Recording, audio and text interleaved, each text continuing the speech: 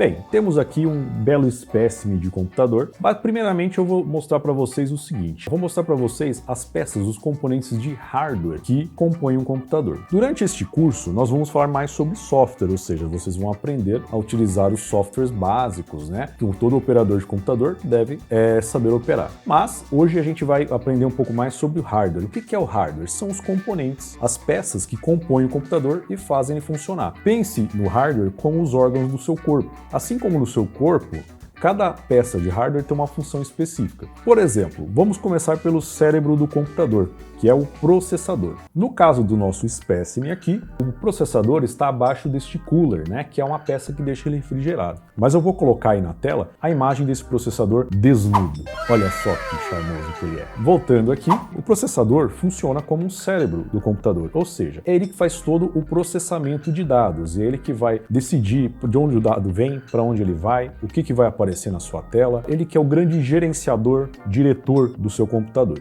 Quando você vai lá, você quer comprar um computador e você olha lá os anúncios, como é que você sabe qual é o processador? Hoje em dia, basicamente, existem duas grandes marcas de processadores, que são os processadores da marca Intel e os processadores da marca AMD. Existem outras marcas? Sim, mas provavelmente nas lojas, sejam as lojas online ou as lojas físicas, quando você vai lá comprar um computador, basicamente serão essas duas marcas que você vai encontrar, ok? Vamos começar pelos processadores da marca Intel. Vou botar aqui novamente a imagem do processador que está aqui embaixo e você vai perceber que ele é um processador da marca Intel. Hoje em dia, os processadores mais populares da marca Intel são os processadores i3, i5, i7 e i9. Sendo que o i3 é o processador com menor capacidade de processamento e o i9 com o processador com maior capacidade de processamento.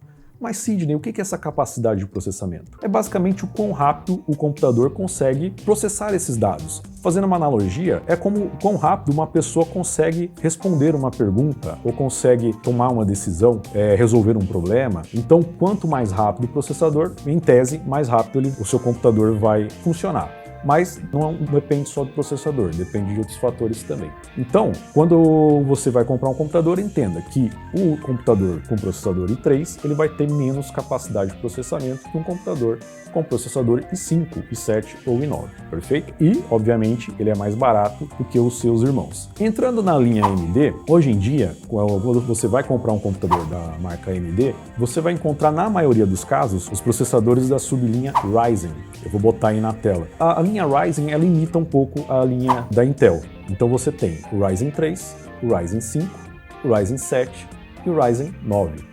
Entre outros. Da mesma forma como funciona lá na Intel, o Ryzen 3 ele tem um menor poder de processamento do que o Ryzen 5, que por sua vez tem um menor poder de processamento que o Ryzen 7 e assim por diante. E assim como ocorre na linha Intel, um processador Ryzen 3 ele vai ser mais barato que um processador Ryzen 5 e assim por diante, beleza? Quando você olha lá também a descrição do computador, uma outra coisa que chama a atenção é a quantidade de memória, só que não está lá bem memória. Você vai ver lá no anúncio, por exemplo, computador tal, 8 GB de RAM. O que é RAM? É um bicho? Não, eu vou mostrar para vocês. Bem, este aqui é um pente de memória RAM. No caso, uma memória RAM do tipo DDR4. Mas Sidney, o que é isso? Calma, não precisa se preocupar. Vamos falar sobre memória de uma forma mais simples. O que é a memória RAM e qual que é a sua função? Basicamente, quando você vai usar o seu computador e você pede para ele abrir um programa, você clica lá 2 vezes em cima dele, o que acontece quando você executa essa ação? O processador vai pegar este programa, né? Vai pegar este arquivo e vai jogar o arquivo do programa e vai colocar em ele execução. Quando ele coloca em execução, basicamente ele transfere o computador que está lá na memória secundária, que eu vou falar daqui a pouco, e joga para a memória RAM. Quanto mais memória RAM o seu computador tem, mais programas vão conseguir ser executados ao mesmo tempo. Então, por exemplo, imagine que você foi lá, abriu um browser, abriu lá o editor de texto, abriu lá o WhatsApp e abriu mais um outro software. Se o seu computador não tiver memória suficiente para aguentar todos esses programas abertos ao mesmo tempo, o seu computador vai travar. Então, entenda o seguinte, quanto mais memória o seu computador tem, mais programas ele vai conseguir executar ao mesmo tempo e mais dados ele vai conseguir processar ao mesmo tempo. Bem, basicamente hoje quando você vai lá comprar um computador, você vai encontrar aí computadores com 4, 8 ou 16 GB de RAM. Em alguns casos você encontra computadores com um pouco mais de RAM. Qual a quantidade de memória você deve escolher? Bem, aí depende do que você quer executar. Com um computador com 4 GB de RAM, você vai conseguir navegar na internet, utilizar o seu editor de texto, seu editor de planilhas, seu editor de apresentações, sem problemas. Porém, se você abrir muitos programas ao mesmo tempo, provavelmente esse computador vai travar. Agora, qual seria a quantidade de memória ideal?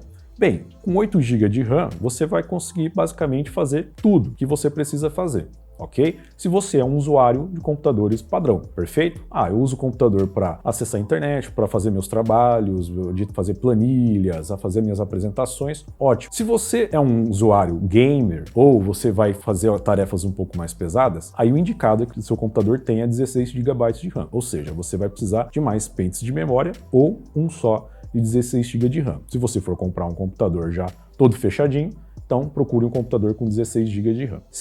Se em caros casos, por exemplo, eu sou um produtor de vídeos, eu vou editar vídeos, bem, 16 GB de RAM vai te atender, mas pode ser que dependendo do que você vai utilizar, aí você precise de mais memória, perfeito? Em todo caso, pense que 8 GB de RAM vai ser o suficiente. Aquele pente de memória que eu mostrei para vocês era um pente de memória para computadores do tipo desktop, como o computador aqui que eu estou mostrando para vocês. Esses dois pentes de memória são memórias para notebooks. No caso, aquele pente de memória que eu mostrei para vocês era uma memória do tipo DDR4. Essa aqui é uma memória do tipo DDR3. Professor, mas qual que é a diferença de uma para outra? Em poucas palavras, a DDR4 ela é um pouco mais rápida, ou seja, o processador consegue jogar os dados lá para dentro e tirar, enfim, manipular de uma maneira um pouco mais ágil. Obviamente, uma memória do tipo DDR4 é mais cara do que uma DDR3. Mas não se preocupe com isso. O mais importante é você saber que quanto mais memória RAM, mais programa o computador vai conseguir manipular, abrir ao mesmo tempo.